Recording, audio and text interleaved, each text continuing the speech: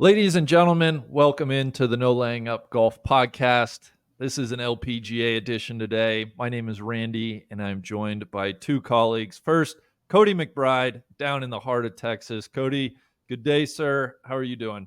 We're great, big. Excited to talk some LPGA with you, buddy. Also joining us from Florida, Jordan Perez. I understand, Jordan. Have we just made a move? Have we gone through the ever dreadful moving process? Yes, we have. I've moved to an undisclosed location. Let's just say adulting is weird. I've gone through these periods of my life in which I have adulted more than others, and this is certainly feels like peak adulting. So yeah, lots of firsts, guys, as you know. Lots of firsts in this season of life for me. A little overwhelming, but all good things for sure. Yeah. Just give it a few weeks. You'll settle in no time. I hate moving, but best of luck. Good luck. Congrats on the move. We have a great show in store for everybody today. We're going to take a quick look ahead, what's around the corner on the LPGA schedule. Of course, they're playing this weekend, the Scottish Open, and then we stay in Scotland for the Open Championship. We're also going to look back, a few tournaments to cover. Of course, the Olympics and the Portland Classic being the two specifically. And then Jordan's going to lead us through what we need to know, what we've missed about amateur golf this summer on the women's side. And then we have a very special interview to cap things off, and that is with US AM champion Rianne Malixi. Jordan, am I pronouncing that name correctly? No, Vig, I'm sorry. I totally botched her entire name. It is I'm guys, that's it for me. I'm leaving. I'm out. It's Rianne Malixi. Okay. So I think I close. was kind of close. Yeah. So close, buddy. I like the interpretation, but I'm sorry. Yeah. Rianne Malixi, she had a hell of a win, and Jordan spent 15 minutes with her. So great way to end this episode.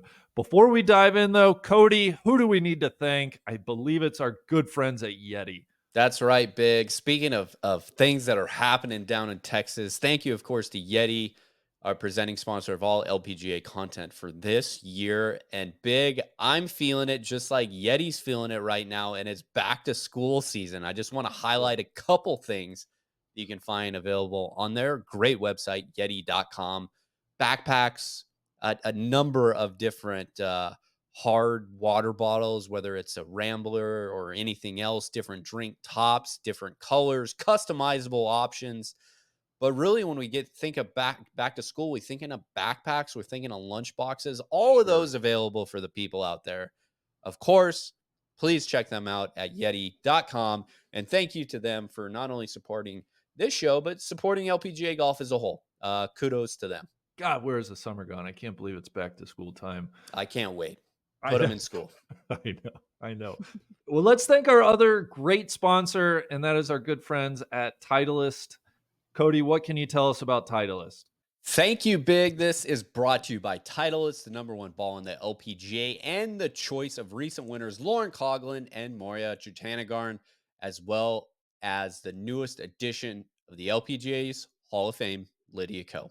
Lauren won her first title at the CPKC Women's Open playing the Pro V1. Moria and Lydia trust the performance of the Pro V1X. In total, 76% of the golf balls played on the LPGA Tour this year have been a Titleist. Choosing the right Titleist golf ball is all about flight, spin, and feel. In comparing Pro V1 versus the Pro V1X, the Pro V1 will fly lower and spin less in the long game while producing similar greenside spin and softer feel. The Pro V1X will fly higher, spin more in the long game, and have a firmer feel. And then there's the Pro V1X Left Dash, the choice of this year's US Open champion, which offers high flights similar to the Pro V1X, but with dramatically lower full swing spin. The best players in the world are playing a golf ball that's fit to their game. You simply can't play your best golf otherwise. Head over to Titleist.com to start the fitting process and find out which Pro V1 is right for you. Awesome. Well, thank you very much to both Titleist and, of course, Yeti. Awesome sponsors. As I mentioned, guys, really good stretch of play ahead. The women this week are at the Scottish Open. That's being played at Dundonald Golf Links in Ayrshire.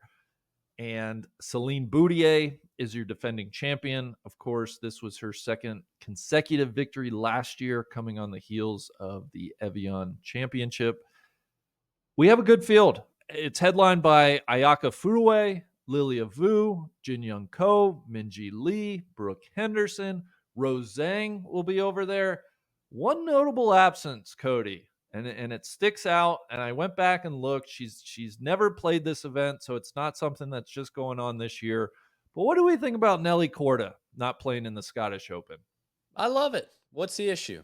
Oh, you got gripes. You're going to say, oh, yeah, it's this, the number one player in the world should play all over the world. But that's not the way that she chooses to formulate her schedule. And it's the week before a major championship. She's coming off a pretty grueling week, I'd say, for her. Probably expectations, didn't fulfill them at the Olympics.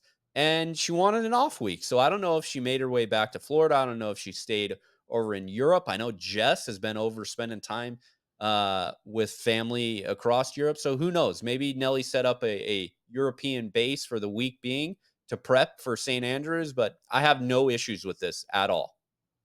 I don't really either. I just found it curious in the sense that, of course, the Women's Open, which will be the week following this, is at the Old Course, a great links test. I would just think you would want competitive rounds on a links golf course in Scotland.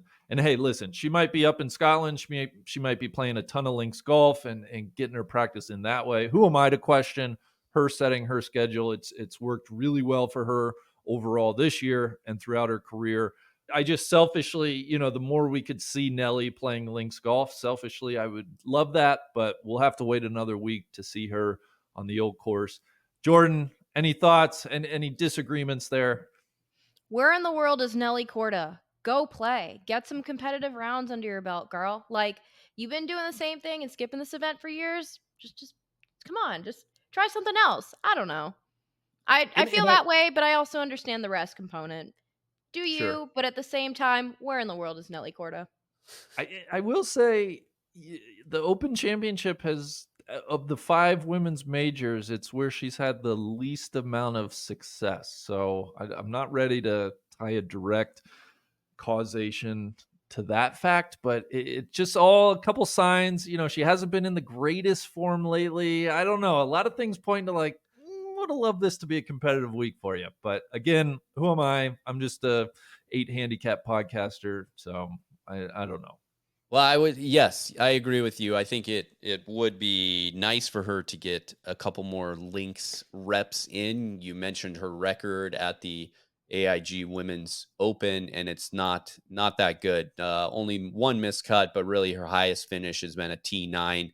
And you said it's her worst performance of all the majors. I actually will differ with you on that. I think she has a worse performance at the KPMG Women's PGA. The only real shining spot there is like that one victory. She's got a slew of miscuts. The only other thing was a T3 finish. That T3 and that win in 2021 really anchoring her. She doesn't play good at KPMG. Now, she doesn't really play good at the AIG Women's Open, but I'll say this is that I think St. Andrews is kind of a different beast. I would say you're playing with the wind, and of course, Randy, this is where I want you to school me. Please do it. But wind and obviously the ball running and some firmer conditions is things that she's not necessarily used to who playing her golf on the west coast of Florida. But I we would also agree with know that. that she travels around a lot. And I would say if there's any place where there is kind of wind, I would say it's Florida. So I think it's more of the ground game of things, different weather, temperatures that just kind of throw her off. Now, we saw her last year at Walton Heath. Of course, she finished T11 there. She could have won that tournament twice over if she actually made a putt. And I think we saw Yes. that close up. She missed so many putts. I don't have the stats on me at the time, but I'll go back later on for our AIG preview to bring them up. But she hit the ball so good. She literally just couldn't make a putt. Now, there's a big difference between the burbs of London when we talk about Walton Heath and getting up to Fife, correct, in St. Andrews. But see, this is all my research, baby. I got it going. You're on top of it.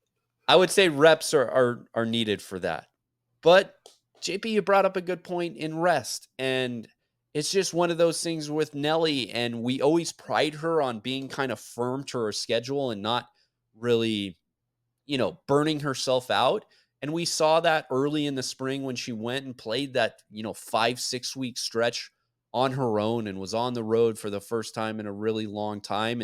And since then we've seen like little pods, two tournaments back to back. I don't think she's gone 3 events in a row yet, but when everybody else on the LPGA tour got an off week last week, she was out there grinding at the Olympics. And I'm sure that not only was an emotional event for her because of the results, but there's just a ton of cool shit that goes into being an Olympian. And I hope she was able to suck all that up to get, find hopefully some new motivations and everything else and kind of kickstart the rest of her year, because I don't want this year of Nelly to end. I think that's a great point about I really hope she was able to have a full Olympics experience and go to other events and have fun in the Olympic Village. I'm not sure if she did that or not, but yes, that would Don't you lead want to to, know? I want to know. well, Come on, Nelly. yeah, I Show would it. love to know, but I'm sure that wears you out, like you said. And For so sure.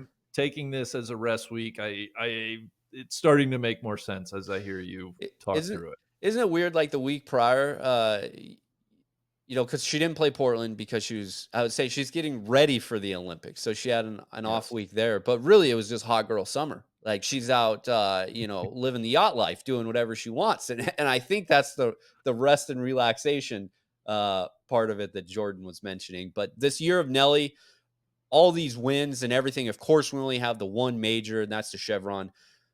Her best finish outside of that at the major so far, 4 of them there to complete, was T for 26, and we have 2 miscuts in there. Yeah. We got to do something. And I know this is asking an awful lot for a tremendous year, but we got to really have a good showing coming up. I don't know, because there's still so much left on this LPGA calendar that somebody else could run up there. We already have a couple other multiple tournament winners like could run up there and actually make this a discussion for what player of the year and everything else is going to look like. I think that's exactly right. A couple months ago, we had ended the Player of the Year race, and Nelly, it's stalled out a little bit. Some shocking results in major championships, like you said, a couple missed cuts, and yeah, and also just the old course, its history, its prominence in the game. Like this is a venue where a, a a worthy champion like Nelly, we really want her to put her mark on the game and on the season that she's having. And to win at the old course would do just that.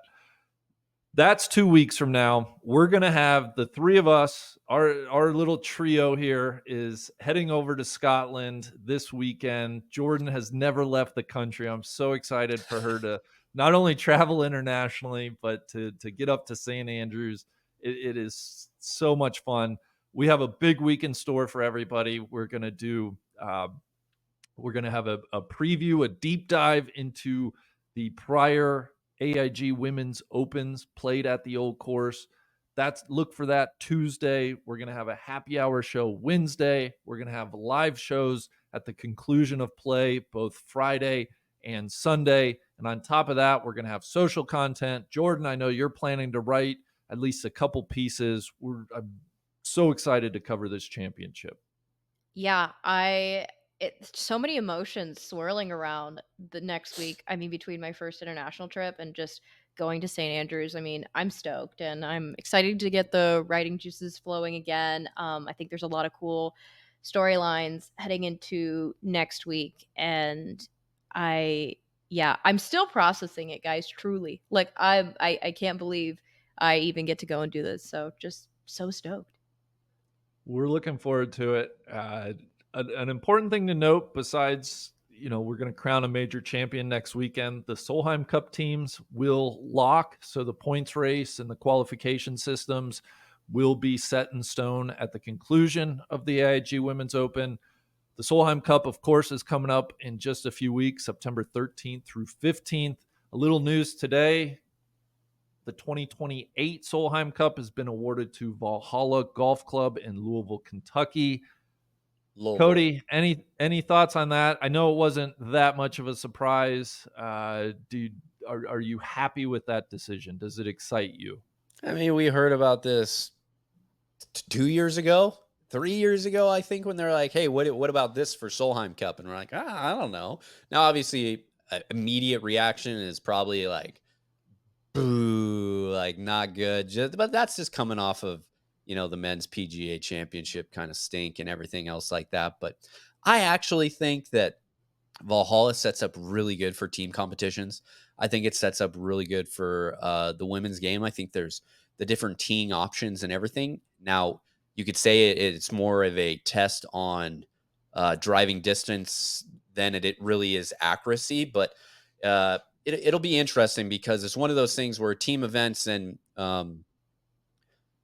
unlike the Ryder Cup, the host team doesn't really get to set up the course the way that they want. So it doesn't really favor, being outside of like the crowd support and everything else like that. Travel, I guess, or you could say that, I don't know, if Americans go over to Europe, they could be a little bit of culture shock or whatnot. That's not the way it is at the Solheim Cup.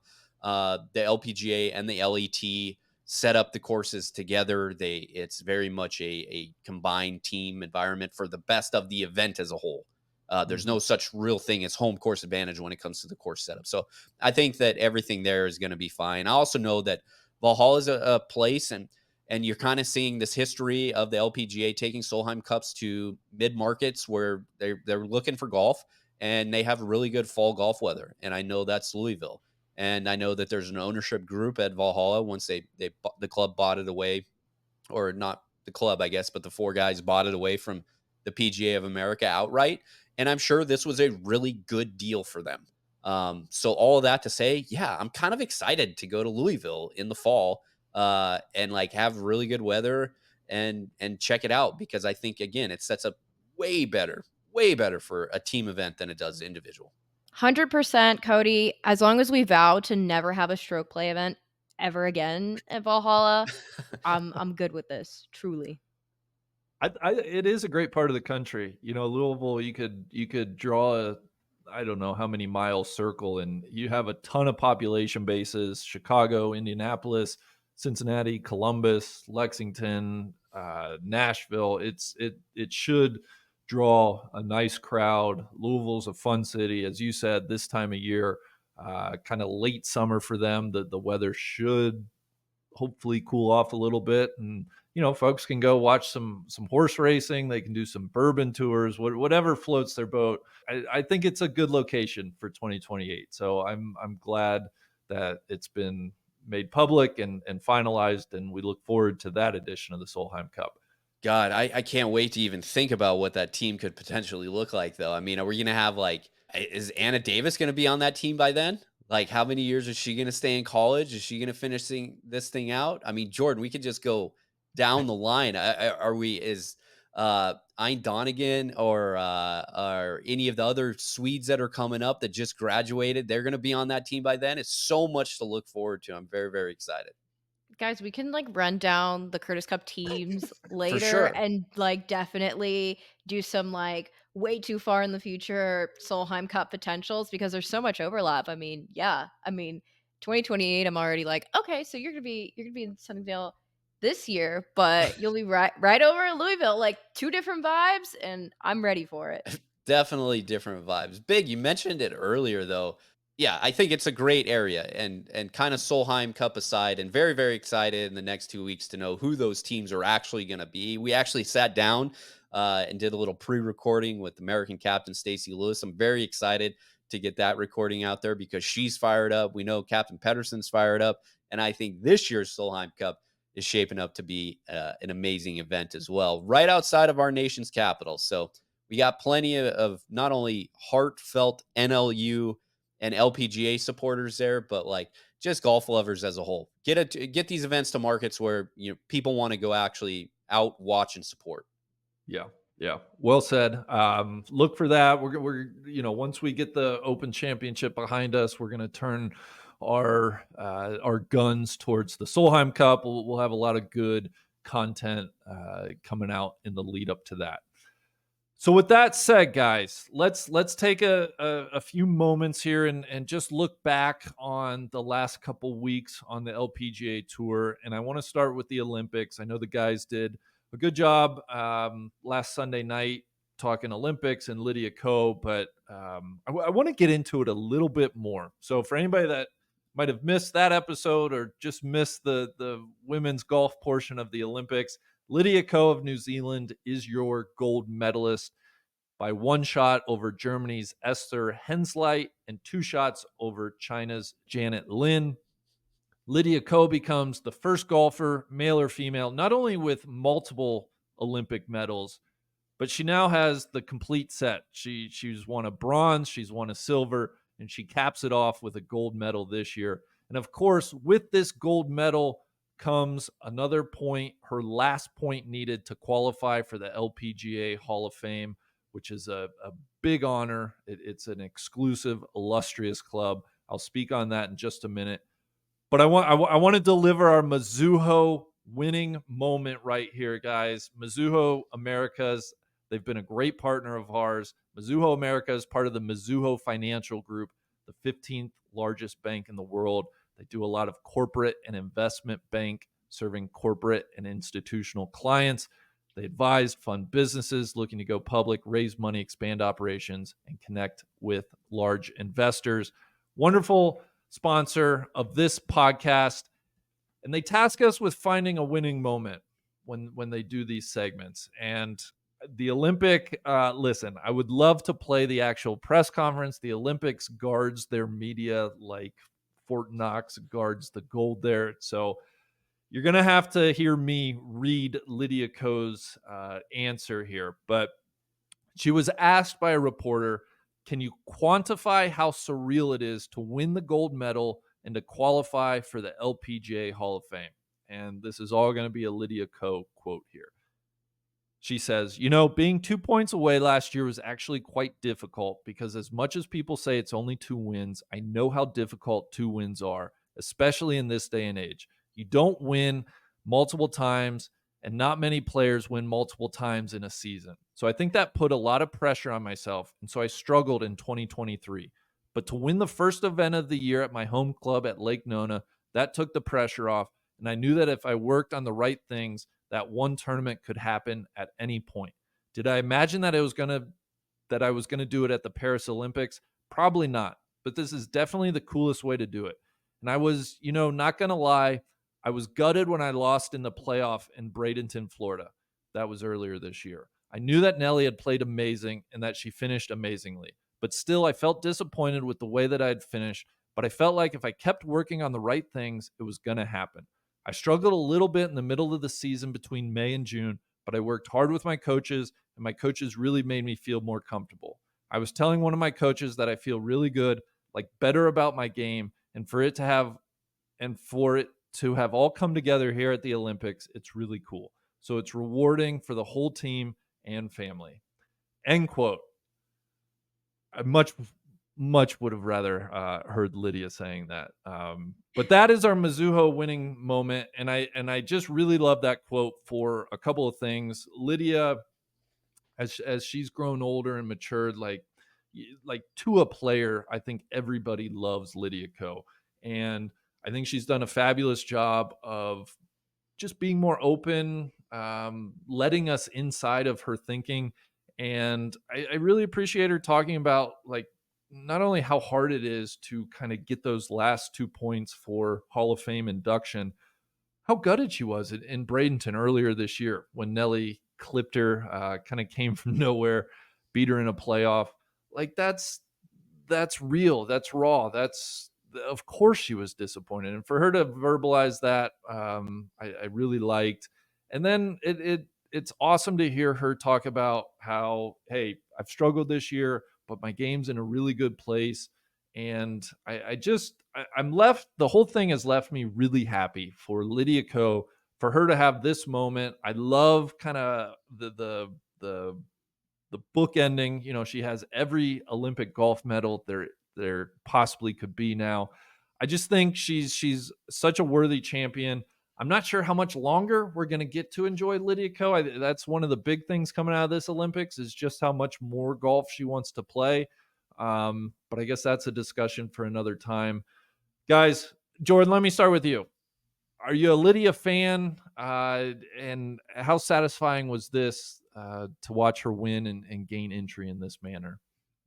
Yeah, it's really it's a little emotional. I think over the past few years, and again, I kind of trace back to the fact that my golf watching life is pretty young, but over the past few years, just in general, as a consumer of sports, I've really come to appreciate late career surges. When we saw Phil won in Kiowa, when Rafa Nadal went on that incredible run of majors, and so I think, watching Lydia kind of accomplish something like this, it puts into perspective, it's interesting.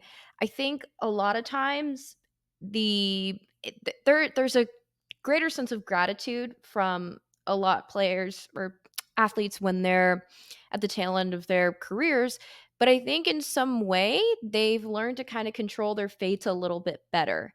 And there was just this sort of selectiveness and dedication from Lydia in knowing that she wanted the gold and that's what she went after. And I think, Le Golf National, for all the flack that it gets, I do think it's set up pretty well for Lydia. So I think in a way, just had such a deep level of understanding, and I have to imagine coming into this year that probably was the one thing she wanted more than anything else. And her also kind of saying that she wouldn't be competing in an Olympics again, I mean, it just it makes that scene of her getting emotional at the podium kind of even more richer. And so I think this being the entryway to the Hall of Fame couldn't have been more of a storybook. I don't want to see finish because it's not the end, but certainly, sort of that storybook scene that she would have wanted. I don't think it could have gone any better. I think that's well said. Cody, anything to add? No, we talk about her future and what kind of she's going to do. I think the only real information that we have, it came from her Instagram post and just saying that, yep, her reflecting on winning the gold this year and saying that it joins her silver and bronze, which is funny because early week she talked about she has no clue where those medals actually are at. But now she definitely knows where the gold is at. That this will be her last Olympics. And I don't know if I'm assuming that she's saying that in 4 years, whatever is going to happen, this is no longer going to be the case for her of playing a year in, year out, a professional golf schedule. And I think it's so cool to look and see the growth and maturity of a 27-year-old woman who is now married, who is now very excited at what the next kind of chapter of her life is, but nobody really knows when this chapter is going to end and the next one is kind of going to roll over and open.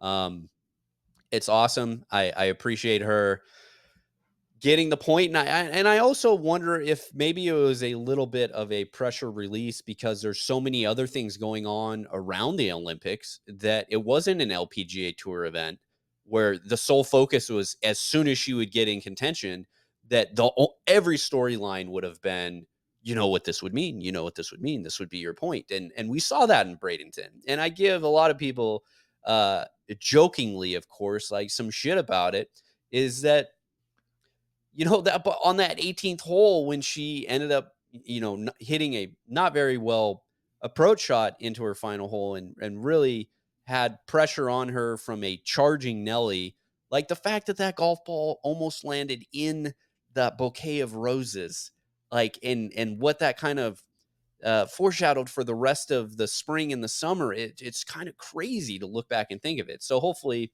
this opens the door for a great rest of the season for her.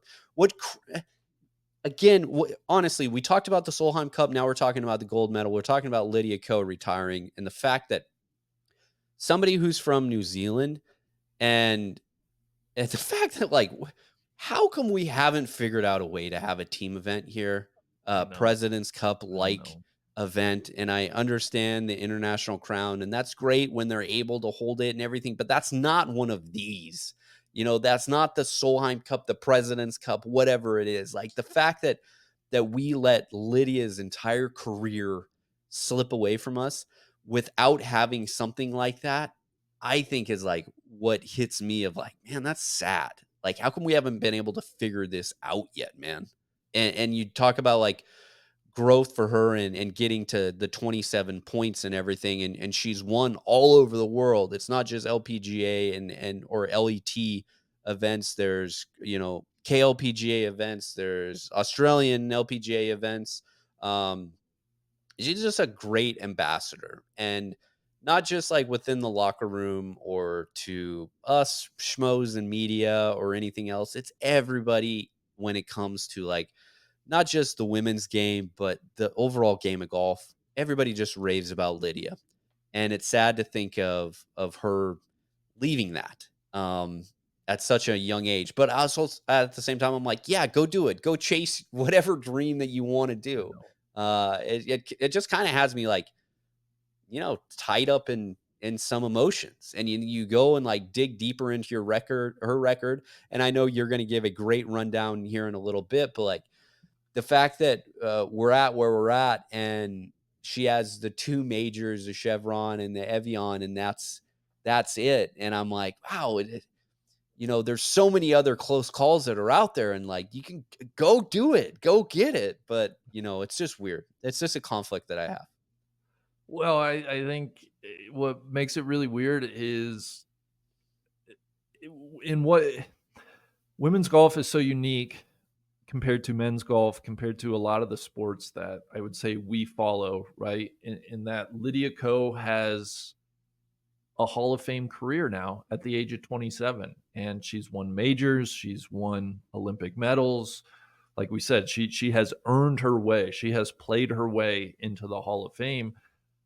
I don't blame her one bit. If you kind of look around, and we know she just got married a couple years ago. I'm sure they are thinking starting a family. It's just kind of the nature of what she was able to accomplish, and how quickly she was able to accomplish such things that here she is. She's still very much a young woman. It just boggles my mind that she's still 27, and it's like you've had such a successful professional career, and yet you still have your whole life ahead of you. It's really a cool thing, and anybody should be so lucky. I just We should appreciate however much golf we get from Lydia Ko from this point forward.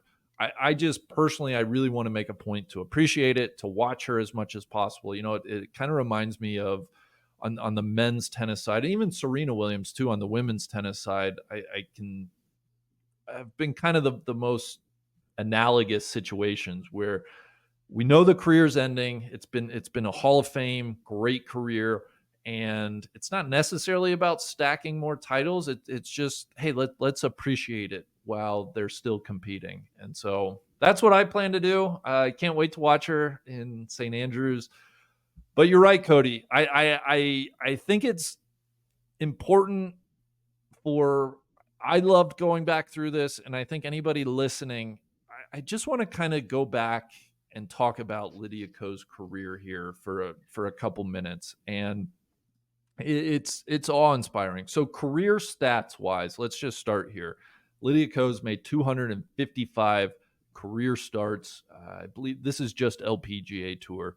She's made 238 cuts with 114 top 10. So some insane ratios there. She's won 20 times on the LPGA Tour, but Cody, as you said, she's won all over the world. She's 7 LET wins.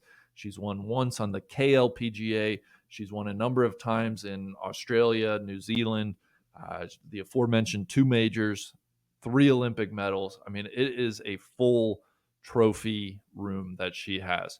And now she's the 35th member of the LPGA Hall of Fame. It's a very illustrious group of women there. Lydia Ko as an amateur. Okay, let's go back to 2012, 12 years ago. In August of 2012, she became the youngest winner in LPGA history at the Canadian Women's Open when she won at the tender age of 15 years, 4 months, and 2 days. just wild to think about. With that win, she was the first amateur to win on the LPGA since 1967. She would go on in 2012 and 2013 to win 3 more times as an amateur. In fact, she played in 15 LPGA events as an amateur across those 2012 and 2013 seasons. She did not miss a cut, and she earned low amateur at 6 different major championships. It's just, Jordan, I'm not sure. I'm going to put you on the spot. Who's the best 15-year-old amateur in the world right now? Well, I don't want to make any asterisk jokes. It's asterisk tally. Yeah. Absolutely. Yeah. I mean, Asterix is great. I think she made a cut at a major this year, right? And that's a Yes. wonderful thing. Like, imagine her being a 4-time LPGA winner at this point. It's just crazy. So anyway, Lydia Ko, we get to October of 2013 is when she actually turned professional. And so her first full season on the LPGA Tour was 2014. She wins the Luis Suggs Rolex Rookie of the Year that year, the youngest winner in the history of that award. She's the youngest player to reach the 1 million and 2 million career earnings milestones. In 2014, Time Magazine names her one of the 100 most influential people in the world. She will go on to be the fastest player to reach 3 million in career earnings, 4 million, 5 million, 6 million, 7 million, 8 million, and 9 million. She becomes the youngest player, male or female, to reach world number 1 when at 17 years old, 9 months and 9 days on February 2nd, 2015, she goes to the top of the Rolex Women's World Golf Rankings. In 2015, okay, she had just turned professional in October of 2013. In 2015, she became the youngest player to reach 10 career LPGA Tour victories when she won over in Taiwan. She was 18 years old, 6 months and 1 day. She's the 2015 Rolex Player of the Year. She wins the Tour Championship that year. We roll over to 2016. She wins the Chevron Championship, becoming the youngest female to ever win 2 major championships with that win. And she's the second youngest golfer, male or female, to win 2 major championships behind young Tom Morris after he won the 1869 Open Championship. Obviously, she didn't keep that pace going throughout her whole career, but Jordan, you're much younger than Cody and I. Like, Cody, I can remember this, and I still don't think I've fully appreciated what she was able to do at such a young age in the world of professional golf. It's just staggering to look back on. Yeah, it's it's hard to find comparables because there is no other one. I mean, I'm sorry, I don't the Morris family. I respect their history, but I wasn't around during their heyday, you know.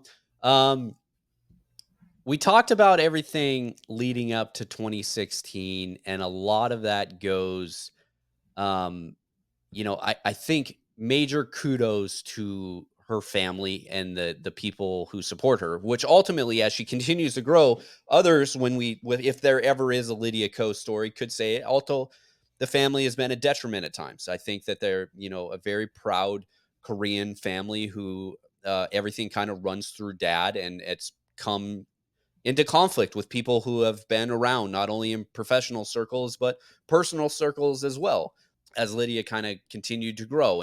And we mentioned all of those victories and awards and everything leading up to 2016, and the vast majority of that is thanks to the coach that she grew up with in New Zealand. I'm trying to think of the guy's name right now. I know it's Guy Wilson. And then Guy Wilson kind of handing everything over to David Ledbetter in the Ledbetter Academy. And that's where we kind of get at the end of 2016, where Lydia is becoming this major superstar, and you see her depart the Ledbetter Academy and that coaching circle. And there's a lot of things that they tried to do with Lydia in her swing. And I think that's where she kind of goes off the deep end a little bit. And there's been multiple caddy changes within this that you didn't bring up. And there's not only swing instructors, but club deals when the big change from Callaway to PXG. And you just kind of saw, I guess, the business side catching up with the performance side of it and the negative side effects of that at times. And I think the coolest thing about Lydia Ko and this phenomenal career that she's had as a 27-year-old is that she's really had like 3 different careers. She's had 2 comebacks already, which is crazy to think about. Yes. And like to wrap your head around how we got to the finish and you brought us to the start and we started to tell this story. It's just nuts to kind of look at and go, wow, this is incredible. Yeah, it is. I mean, Jordan, I mean, I asked you about who the 15-year-old right now, but like truly, I know you were honestly probably too young to kind of appreciate Lydia in the Don't age moment. shame her. Well, How no, dare you?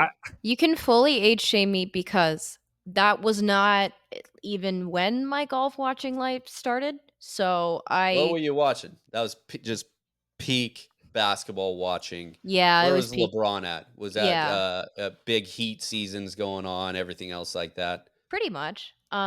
It's interesting, like Randy, the time stamps you kind of give for Lydia's career.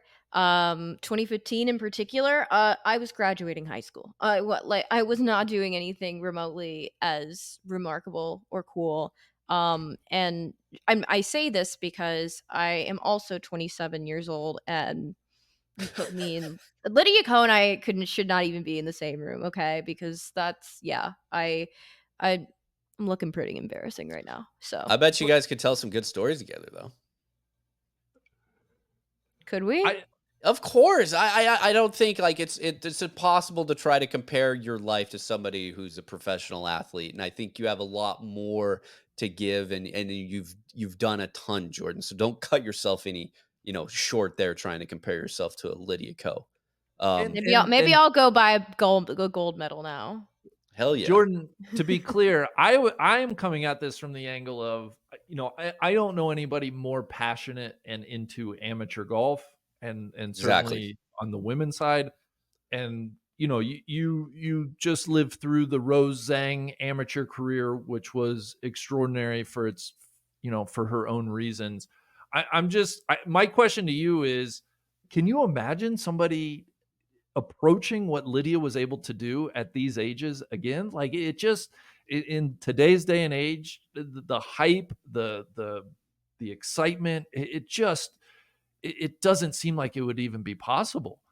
I do this thought exercise a lot when there's an amateur I'm really excited about, or B Rosang, because I obviously having emerged out of the post Rosang amateur career era, the counter was often Lydia and her career and what that meant.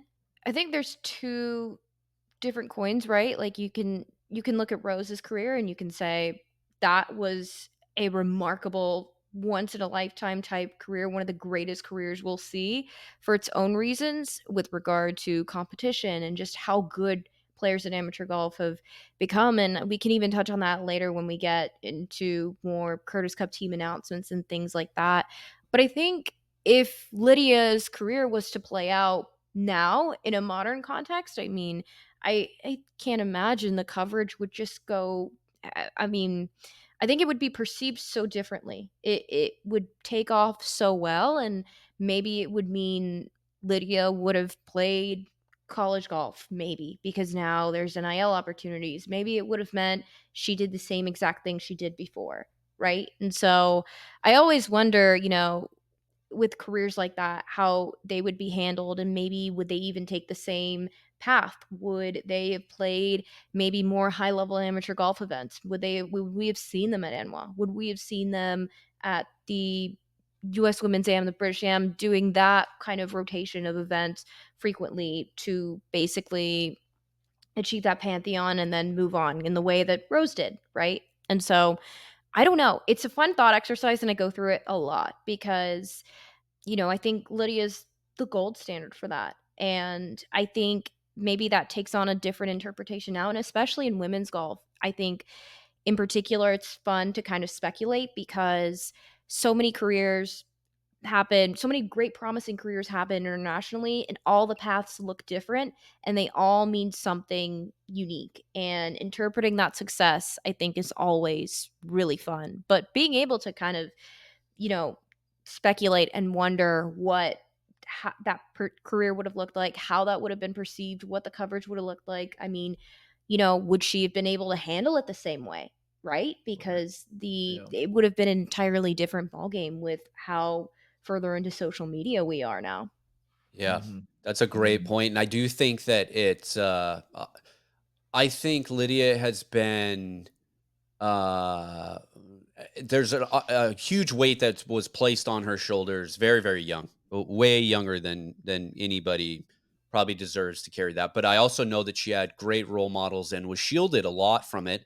If you want to talk about like her Korean heritage, like the fact that she grew up during um, Inji's heyday, and like she was carrying the brunt of that media attention, and that kind of shielded Lydia, like especially when she was first coming out, later all the way up until she retired. And then on the same side of it, in the States and everywhere else that's more English speaking, Michelle Wee West and her being like that face, that focal point, it definitely shielded Lydia. And I know that they're like, she has these relationships specifically with Michelle. You see that with Danielle Kang. Like everybody kind of took it up, upon themselves to kind of look out for Lydia. And they joke around, and you'll see it a lot of like being, a lot of people call Lydia their little sister. And it's just kind of cool that you saw the tour come together and kind of embrace her and protect her. Not saying that all of that pressure wasn't still there weighing on her shoulders and everything else like that, but during that period of time definitely aided, I think, by having really good mentors around her and kind of shielding her. Yeah. Yeah. Mhm. Lydia's great. We'll put that there. I did. We'll probably revisit this if and when Lydia decides to call it a career. I think there's much more around this whole discussion. She's just been a fascinating, obviously, super talented, super accomplished person in the game of golf, and She's it's so great. nice. And she's so nice. I Like know. that's at the yeah, she's amazing at what she does, but in a world where a lot of people don't act like that, she is one of the nicest people that like you'll ever meet, and will answer Mhm. any questions and like looks you in the eye and maintains eye contact and like knows how to do all this stuff, which I think like at the end of the day, like she's just going to go down as like one of the all-time great human beings that played, the highest level in professional women's golf. But big, we've talked about a lot about the 3 medals that she's won now, but really focusing in back on this Olympics. I got to give a huge shout out to Esther Henslett, silver medal, kind of came out of nowhere to do that. 2 strokes behind Lydia, and then Janet Lynn coming in with for that bronze. We joke about the landlord all the time, but it was awesome to see her, and we obviously know what the medal counts mean to China and everything else like that. It was such a bunched leaderboard, really, with 9 holes to play coming into that final round at Le Golf National, and to kind of see Lydia separate herself, and then Esther get to 2 strokes, and then end up beating Janet by 1. And the reaction really from Esther, you had her waiting in the clubhouse, kind of trying to figure out what Lydia is actually going to do down the stretch. But then when Janet really realized that, hey, I got that bronze medal, and like you just saw the emotions come out of him. It was a great finish to something that I think the women and the LPGA Tour, the LET, put a lot more emphasis and highlight on the Women's Olympic Games, because I think that's probably because they've had like their champion shine the brightest at it compared to the PGA Tour or DP World Tour or anything else like that. Obviously, changed this year with Scotty Scheffler, but I mean, you couldn't write up a better finish to this Olympics. Exactly right. I think the only thing to add on Esther Henslett would be we both have her on the European Solheim Cup team projecting. Yep. Would be shocked especially in light of her performance here at the Olympics. Would be shocked if she's left off of that team. For people who don't recognize Esther, she's a very tall German player who you've seen. She top tens at 2 majors this year, Chevron and Evian. She's growing into her professional career. She's had an awesome season so far. I kind of when we probably need to look at the Rolex rankings again at some point in time and try to figure out point allocations and how she is behind some of the players that she still is behind. There's some weighting that's kind of throwing everything off from previous years. Very good finishes that are holding a lot of these Solheim Cup players up there. But if she's not on this team, I think it's a huge detriment to them. And that's coming and looking at the squads being like, wow, they really could, Team Europe could travel with that same team and be very, very competitive there. But if you leave Esther out of there after the season that she's had and really the form that she's showing now, and I honestly am expecting her to play very, very well at the old course, it would be a detriment, I think. Real quick on Nelly, I just wanted to ask you, Cody, is what do we make of her making a lot of big numbers? She carded 2 7s in these Olympics. One was a quad, one was a triple. Of course, we know she made the 10 on the par 3 at the U.S. Women's Open earlier this year. Even her second round at KPMG, she had 4 6s on the scorecard. I just is it just one of those things, or is there more to read into this? Why I feel like she should be able to avoid the absolute carnage a little bit better than she has been. I agree. And not only avoid the carnage, but it seems like once a bad swing happens, it feels like she is the one that to compound her mistakes, and Yeah. everything just kind of gets really, really fast for Nelly.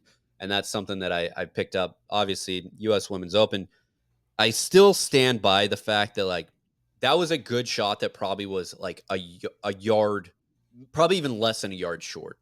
But she knew for a fact she could not try to hit that green, middle of the green with a wedge and have any chance of keeping it there. And then you compounded everything after that, which hitting that chip way, way too far and just kind of ping ponging it around there.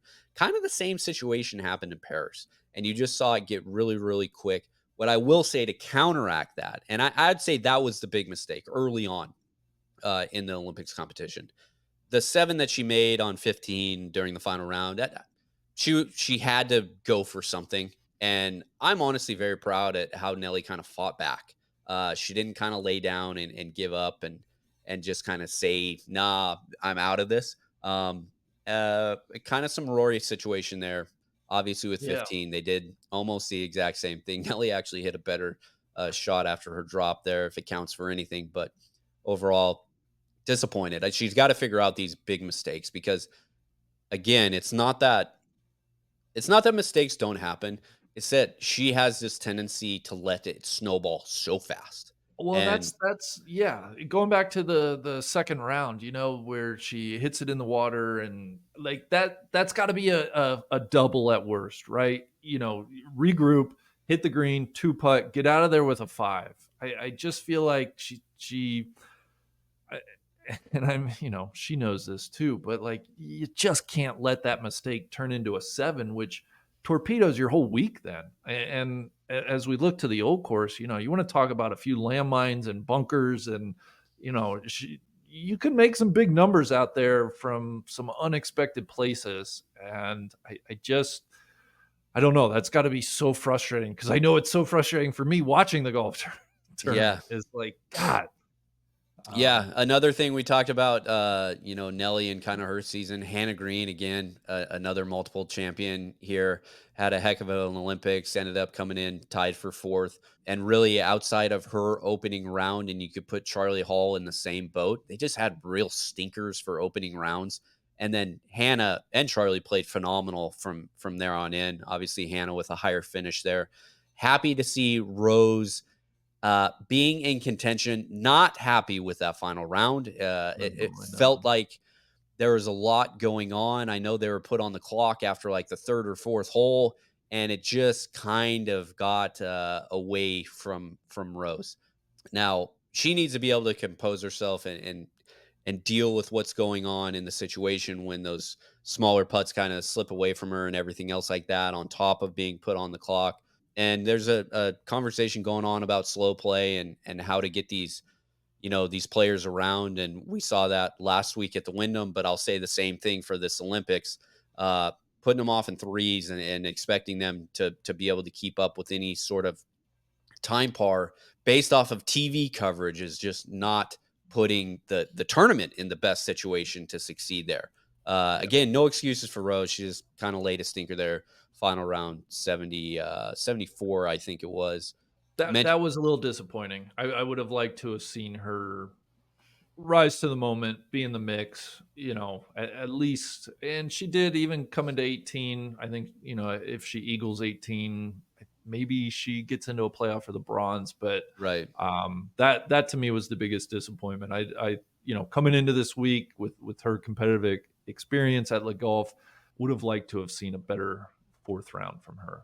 Yeah, same thing. Kind of disappointed with Lily Vu. I thought that she would kind of rise to the occasion there. She ended up finished T for 36.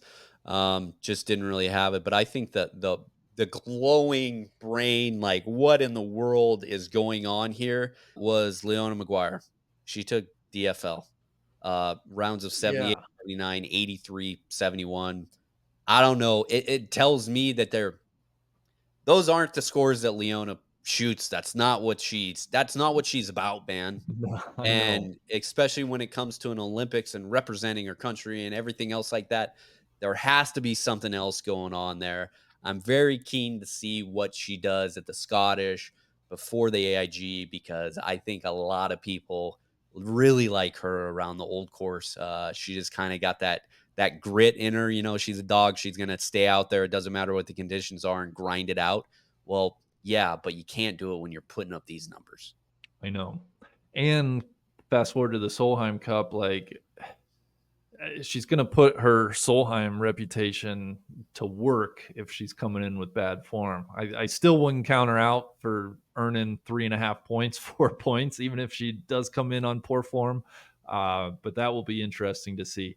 Real quick, guys, Jordan, I want to get to our amateur golf catch up. I'll just mention quickly the Portland Classic. Moria Jutanagarn earns her third career LPGA victory out at Columbia Edgewater Club. I think besides, congratulations to Moira. I think two things coming from this event. One, heard the announcers talking that this event's in a little bit of jeopardy as early as next year. So we'll be curious when we start to get some hints at the schedule if there's going to be an event out in Portland. I hope there is. I think it's a great part of the country for the women to play. Obviously, not a great field at all this year because of the Olympics, but I think that's more of a 1 year aberration than a year-over-year trend. The Yep. second big thing I thought was Angel Yin really needing to display some form to gain Stacey Lewis's confidence for a potential captain's pick. She finished tied for second. She put 4 really good rounds together. Kudos to her, somebody that I selfishly hope is part of the U.S. Solheim Cup team, but of course we shall see in a couple weeks. And I guess third, I'll just sneak in Lauren Coughlin, another top 10. She finished tied for ninth, so good on her. I know she was extremely tired and kind of running on fumes by the end of that tournament, but another good result for her. Yeah, congrats to Moria, but I would even say the sneaky thing there that a lot of people didn't talk about, Aria, or Arava's sister, also in the top 10. T9 That right is there with cool. LC. So good for Yeah, them. There must be some about Portland. yeah, yeah. All right. With that said, Jordan, we asked you before this episode to kind of come with a bit of a, hey, what do we need to know about women's amateur golf this summer? What are the big things we've missed? Tell us a little bit about the Curtis Cup coming up. So let's dive in. I asked you for the 5 most important results in women's amateur golf this summer. Do you have a list? And I think if you do, let's run it down from 5 to 1. Oh, in order? Oh, Or we can, we can do list? no particular order. Okay, great, great. I don't have any order. I'm First of all, I'm very excited to come on your program and talk about women's amateur golf. Always a pleasure. But yeah, guys, it's been a pretty interesting summer. I think coming into the summer, we've kind of had this little out with the old, in with the new theme. We're seeing a lot of the faces that we got to know during that 2 year stretch of Curtis Cups in 21 and 22, either concluding their amateur careers or kind of taking like one last summer, making a few last pushes to make that Curtis Cup team. But along the way, we've gotten to know a couple of interesting rising stars. So with that, I'll just kind of start. I'll start since I just talked about the Curtis Cup. I'll start with one big name who's kind of come out of the woodwork in her final year at the University of South Florida, but Melanie Green winning the British Women's Am, two up over, I think her was Lorna McClimate, if I have that right. She became the first woman from the United States in nearly 30 years to win the British Women's Am. The last person to do it was Kelly Keane in 1996, not Whoa. 1960. Sorry, I'm I'm not trying to age her there. no, no, no. Lots of aging in this podcast. I But love no, little stats like that. yeah, it was sick. And she won without a caddy too, which is really uncommon in these finals. Yeah. I thought that was really sick. She just, like I said, just finished her career at South Florida, was kind of a late bloomer, but she's proven to have a really interesting skill set. And I think that's what really made her a compelling case to make that Curtis Cup team, which we'll talk more about in a little bit. But yeah, I think that was the first one off the top that I wanted to highlight. Second one was Katie Craig from, I think she was from Western Kentucky. She won the women's North and South in June. She's actually an aspiring golf architect, and she said she kind of leaned on those sensibilities to win the women's North and South. She beat Wake Forest's Macy Pate, who's another really promising rising star in women's amateur golf. But that was really cool to see. Yeah, name to keep an eye on Yeah, for sure. in the design game. In the design game. I had this third on my list, but I don't feel like it's in third place necessarily, and we'll get into it some more as well. But Rianne Malixi winning both the U.S. Girls Junior and the U.S. Women's Amateur, becoming only the second person to ever win both of those in the same year. Um, but also, just the only person to ever rematch the person that they played in the girls' junior final. Pretty That wild. defied every single possible law you could make out of probability. And I also think it kind of tests the idea that match play is sort of based on like the luck and who you get matched up with. I don't know. I really think those two were the best players in both of those fields that have a little bit of overlap, but really not much, on two very different golf courses. Um, Malixi really, I mean, she was dominant all week at El Cab. She made 14 birdies through 29 holes in the U.S. Girls Junior Final, which was insane. I tweeted this that she was literally playing video game golf. It was so unreal to watch. There was more of a back and forth in the final at Southern Hills. It was interesting because of weather. They split the 36 hole final. So on Saturday, they played 18 after the semifinals finished. And Hmm. asterisk tally went into Sunday having a one up lead. And then they went into a lot of back and forth on Sunday. Rianne, in particular, was really good at digging comebacks, though. She has a lot of good body language, and is just able to really stay in it. And her consistency, particularly with her ball striking, I think really kept her in it. She made some incredible shots. One in particular, she almost holed out on the 16th hole that they had played on Sunday. And it was interesting. And I talked with Rianne a little bit more about how she was feeling coming into that day and how she handled both of those very different finals. But yeah, she'd given up. She tied. I think they after 12 they had tied, and she'd given up 3 holes and then won the next 3 holes, and that's how she won it all. And so yeah, I'm very excited to see the rest of what Rianne Malixi's amateur career will look like. She's got one more year before she's got a verbal commitment to Duke University. So one more year before we'll see her in college golf. And I put this in our Slack at some point, but I said she would ruin lives in college golf, and she's already got a head start. So very excited to see. A couple things there. One, hate that she's going to Duke. Duke doesn't need any more, superstars in its midst. Do you happen to have? You said that she was the second person to do the U.S. Girls and U.S. Am in the same year. Do you know who the first is? Yu John Sung. She did it. I think it was 2016.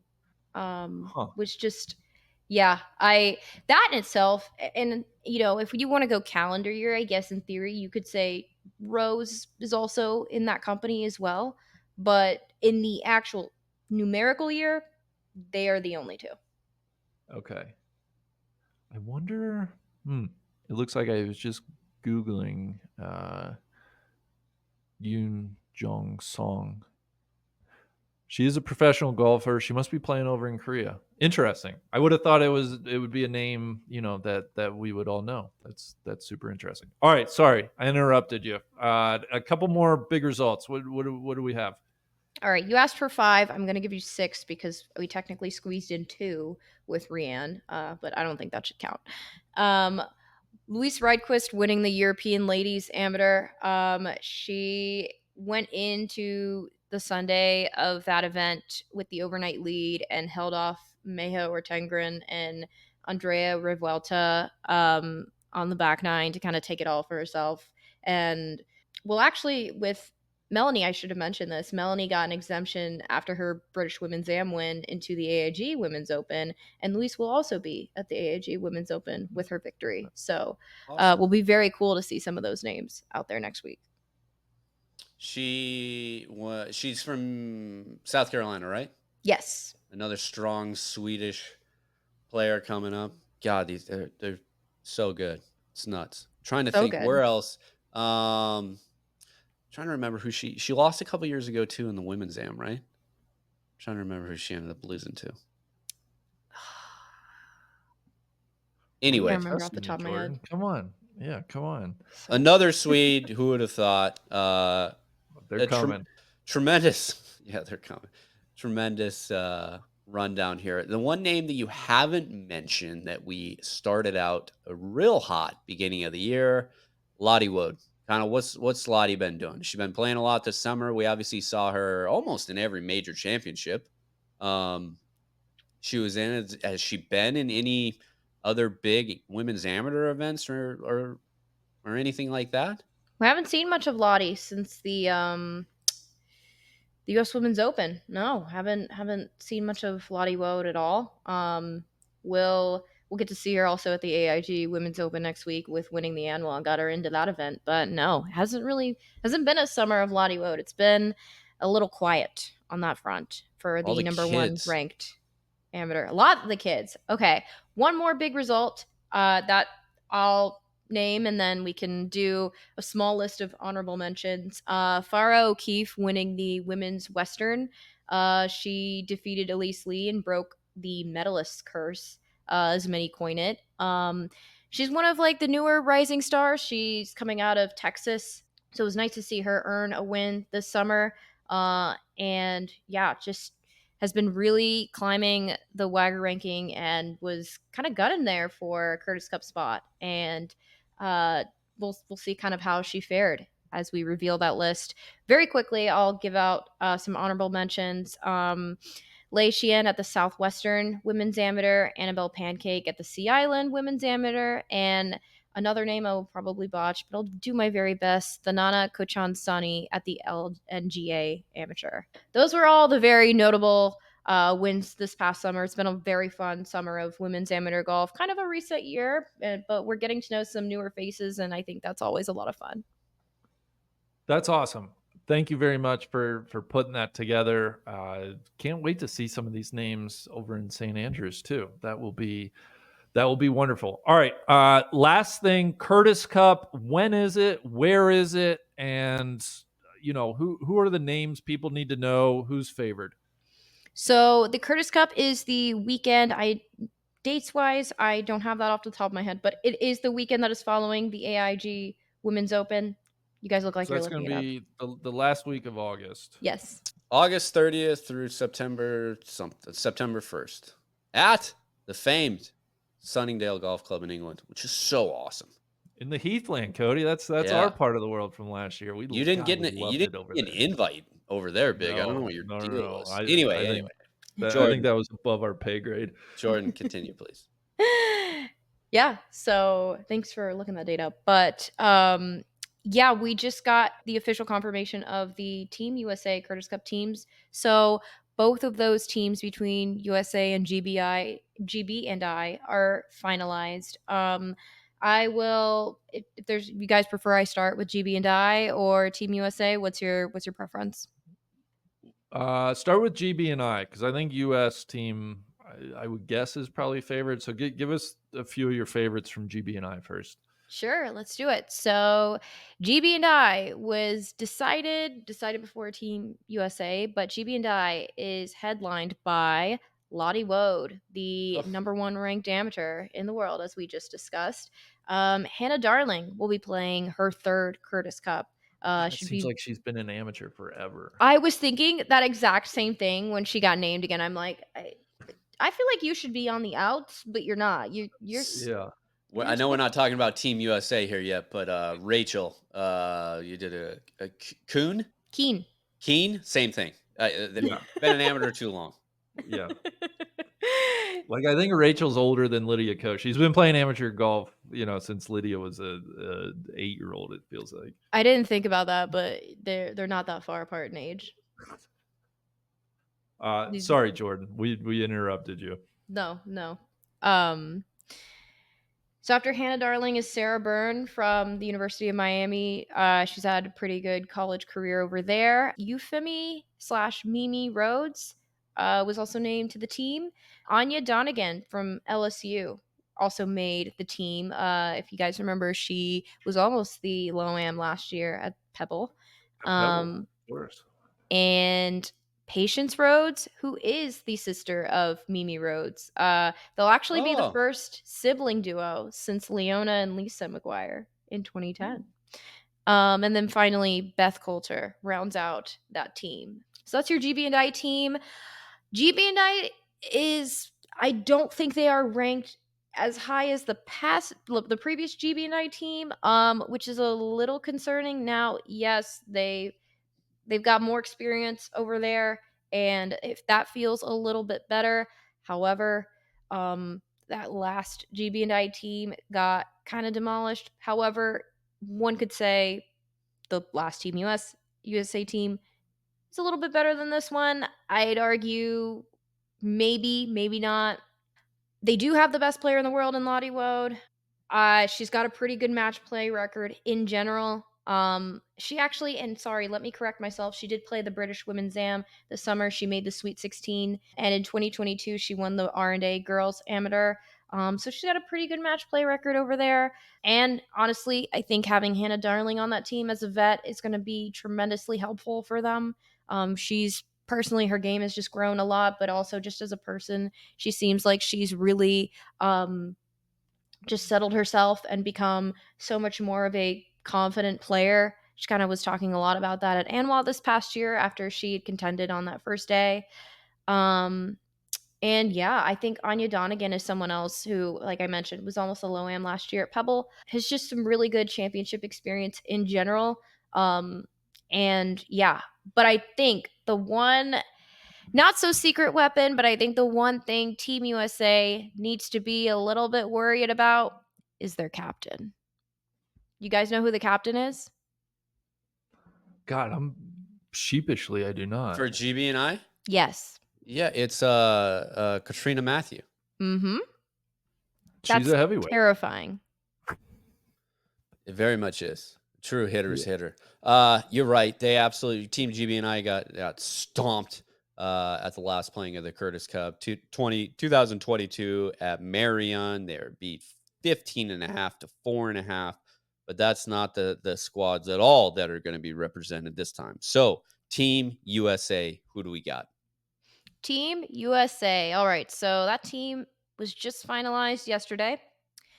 We'll start off with the three automatic picks were off of world ranking were Jasmine Koo, Zoe Campos, and Catherine Park. Quickly, I'll just kind of describe them. Jasmine Koo, incoming freshman at the University of Southern California. Catherine Park is also at the University of Southern California, and Zoe Campos is at UCLA. So a lot of previously Pac-12 talent to round out those top three. And then the rest of the team was just finalized. And so that would be three-time Curtis Cup selection, Rachel Keene, who has famously won both of the winning points for the past two Curtis Cups. Anna Davis, who will be playing in her first Curtis Cup. She was an alternate for Marion, but she'll actually be playing her very first Curtis Cup, which is really exciting. U.S. Women's Am champ Megan Schofield will be playing her first Curtis Cup as well.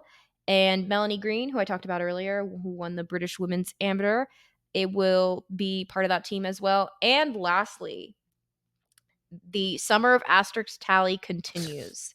She rounds out that team. Yeah, I don't know where to go. Do I run the credentials for this team because it's pretty talented? No, I think there's time to get into that. Just Okay. put your name on who's going to win and give us a score prediction. I think it'll be Team USA. They're too stacked. They're too good. Um I Last time at Marion, I was like, there's a real case to be made for GB and I. And I think there was it was a little bit valid because they were a better ranked team as compared to this team. I don't know that it's going to be.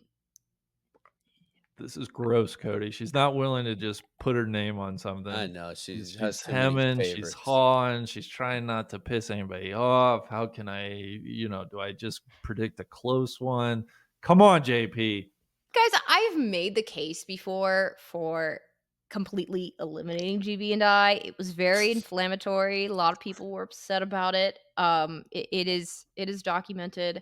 Um, we can get into that at another time. Because I am happy to revisit that soapbox, but I think it'll be closer than it was. But not by much. Wow. What a political Really going non-answer. out What a there. Good political job. non-answer. I think it'll be close, but she won't give us an actual score prediction. Tough. No, I can't. Guys, I was a little embarrassed after Marion. I thought it would be close, and it was not close at all. In fact. Well, Jordan, in all sincerity, thank you for the catch up on the world of women's amateur golf. It's a great God. You stack the AIG Women's Open to the Curtis Cup, to skip a week to the Solheim Cup. We have wonderful high level international golf, both at the professional and amateur level. Thank you, Jordan. Please stick around. Anything to set up your interview real quick with US Am champ Rianne Malixi? Yeah, Rianne and I had a fun chat the morning after she won the U.S. Women's Amateur. Just kind of talking about the crazy summer that she's had, preparing for both championships in the moment. There's a great story in there about the caddy that she met at El Cab, who she brought to Southern Hills, who was a tremendous part of her success. And yeah, we kind of talk about her future plans and just kind of, processing everything that's kind of happened in the moment. Some really cool highlights from the past weekend as well. And yeah, Rianne's phenomenal, and it was a fun interview for sure.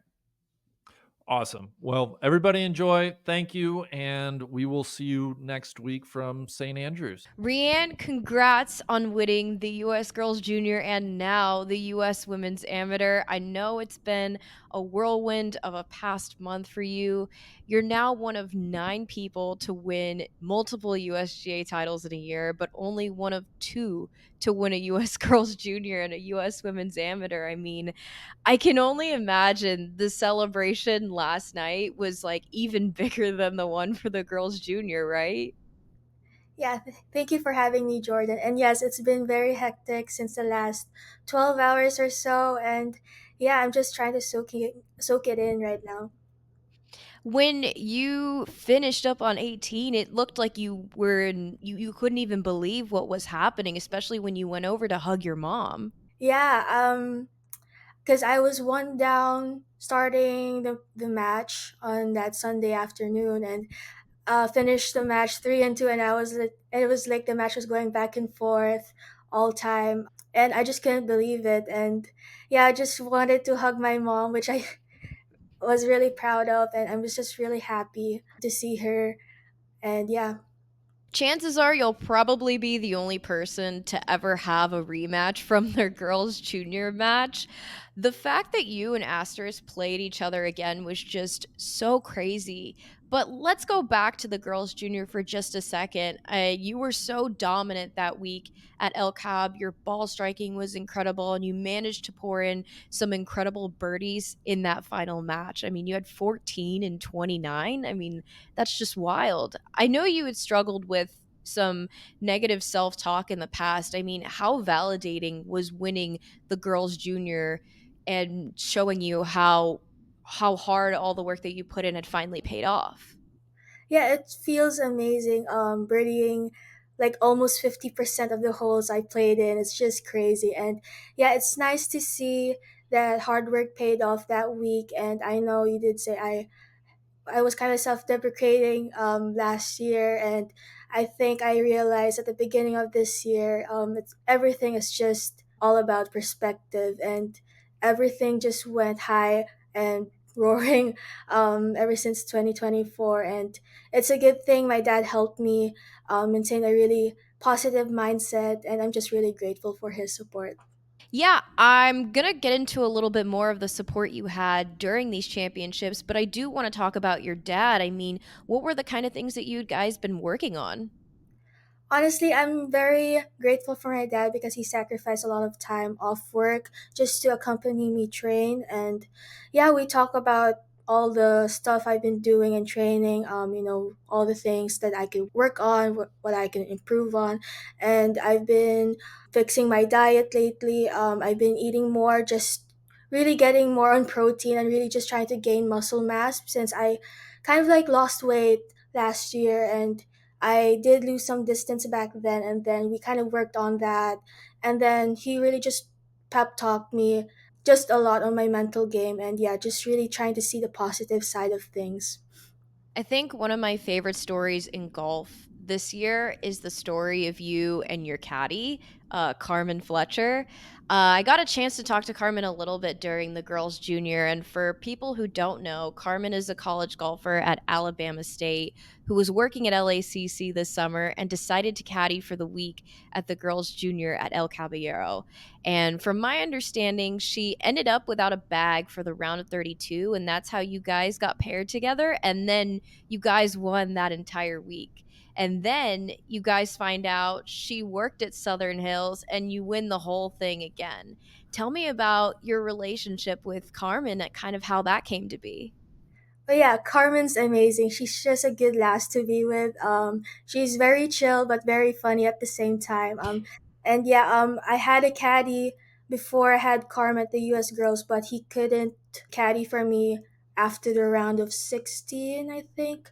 And then I had to email USGA that I needed a caddy going onwards, and then I got Carmen, and then I was so surprised that we won the whole thing, and then when she realized that we were playing at Southern at USM, and then she messaged me, "Hey, can I caddy for you?" And I was like, because she used to work there last year, and I was like, "Oh, that's gonna be so cool! I want to have you on the bag again." And then we booked the whole flight and everything, and then boom, it just here we go.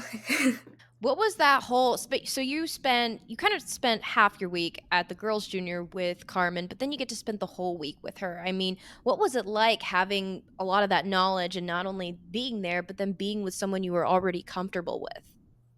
Yeah, I'm very grateful because I got to be comfortable with her right away ever since she started caddying for me. And yeah, she lets me do my own thing. She's just there for confirmation and stuff, which I really like because I didn't really like another voice in my head whenever I'm playing, but she's just there to support and to really confirm on if I'm doing the things I'm doing right. And yeah, she's been really good to me all day, all week.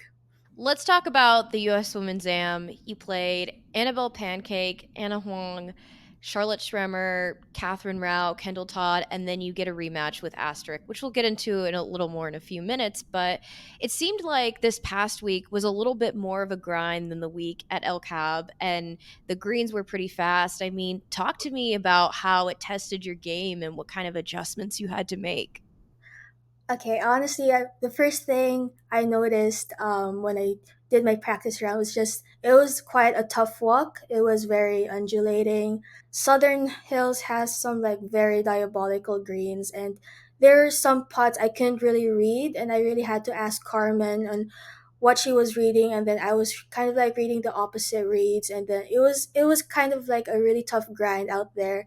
And yeah, playing with a lot of amateur and collegiate golfers was just tough for me. A lot tougher than LCAB. And I really had to grind things out and really had to stay patient throughout the whole week, and which I really did a good job on.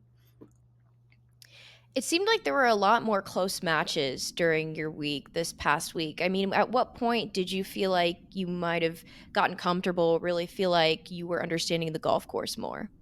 Honestly, on the first match play when I played with Annabelle Pancake, I think I kind of like had this confidence booster because I know Annabelle is a really good match play player. I've seen her play since I was like 14 or so, and then she was just really dominant when it comes to match play. And then when I got over the round of 32 onwards, my game just kind of like skyrocketed, and I kept on winning matches, and then I just kept grinding out there. Now, for a lot of people who don't know much about your amateur career, you've played a lot of international golf. You played in a good amount of professional events. I mean, you've played a really good variety of events and have tested your game so many times. Coming into an event like this, I knew you had some history playing this event for a few years, but what kind of confidence does that create? And I mean, how has playing so much of a variety of golf really contributed to your game? Yeah, being able to be exposed to professional events, good amateur events abroad, internationally, it's a good experience to have. I was at the British Women's Am like a month and a half ago, and I was playing in links golf, which was a really good experience for me, even though I missed the cut. Just really being able to compete on a variety of golf is just amazing, and it really helped this week. And really being able to use that experience in handling the pressure just really helped a lot. Now, when I first heard about you, you were playing the PXG women's match play a few years ago. And I remember thinking, like, who is this 14-year-old who's like beating all of these pros? This is so crazy. I mean, how much do you love match play? Like, I gotta imagine it like really fires you up. Yeah, I'm a pretty competitive person, and I really like quote unquote beating people ever since I was younger. And it's match play is just so much different from stroke play because it really depends on how well your opponent is playing. It's all about momentum, and if you get that momentum on your to your advantage, it's a really good feeling to have. So I really love match play. I think when coming into the final, you kind of knew what to expect from Asterisk. I mean, the girls' junior wasn't the first time you'd ever been around her. You'd had some exposure to her previously, but this was a really different 36-hole final than the girls' junior. I mean, for one, it was split over 2 days, so you play 18 on Saturday and then you play 18 on Sunday. I know you struggled a little bit there on Saturday, and I'm sure overnight it can be pretty tough to kind of stay into it and get focused and refreshed to finish the match the next day. And I remember at one point in one of the interviews, you mentioned struggling a bit with your putter when you were warming up on Sunday morning. How did you manage to kind of reset? Yeah, it was kind of like new to me that we had to play the finals on 2 days. I was kind of like really tired on that Saturday. I had to play 36 holes. And then on Sunday, yeah, I was struggling with the putter while I was warming up. I was like kind of like frustrated, honestly, because none of the putts were dropping. And yeah, after that, I had to like stop and really forget everything I did in the range and that short game area and that putting green, and just really went straight to the locker room and really had to calm myself down. And yeah, I did really have to meditate and really give myself a really good pep talk. Was that the most nervous you'd been in your life?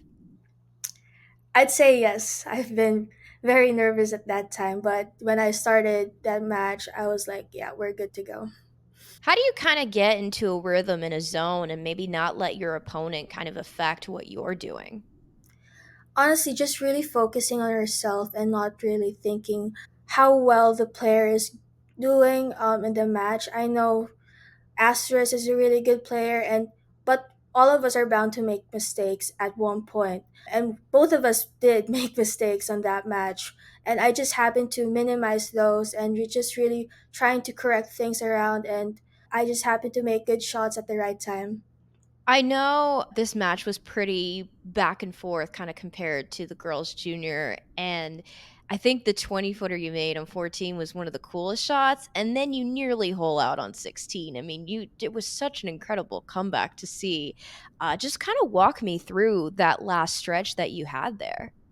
So yeah, after hole 12 where we both tied for pars, I treated the last hole 13 onwards as my last four holes, like I did in training with my dad, where he always told me, last four holes, just finish strong, just don't make bogeys, and yeah, just do your best in each shot. And then hole 13, I made a really good second shot with my 5 wood, stuck it to around 15 to 20 feet downhill for eagle putt, and then finished a birdie there, and then made a 20 footer on 14, I think.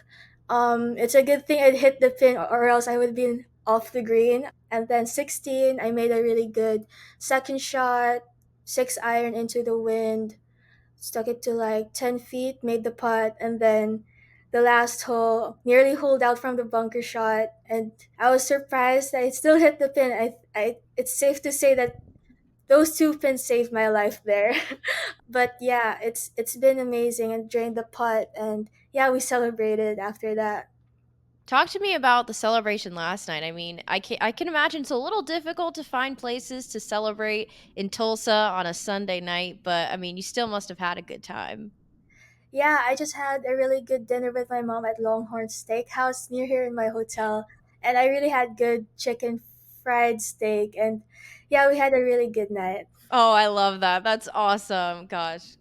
Sometimes Longhorns can come in clutch like that. That's incredible. So I want to talk about some of the things that winning this championship brings. I mean, the girls junior was already giving you a pretty cool schedule, but now you already had a spot in the US Women's Open, but obviously you get to play that. And now you'll get to play, in a few more majors. Earned an exemption to the AIG Women's Open at St. Andrews, the 2025 Chevron Championship, and then the Evian. I mean, I know the first of those is coming up pretty soon. So my question is, will we see you at St. Andrews? My schedule definitely changed after this week. But yeah, unfortunately, I won't be able to compete at the AIG at St. Andrews just because I won't be able to get my visa on time.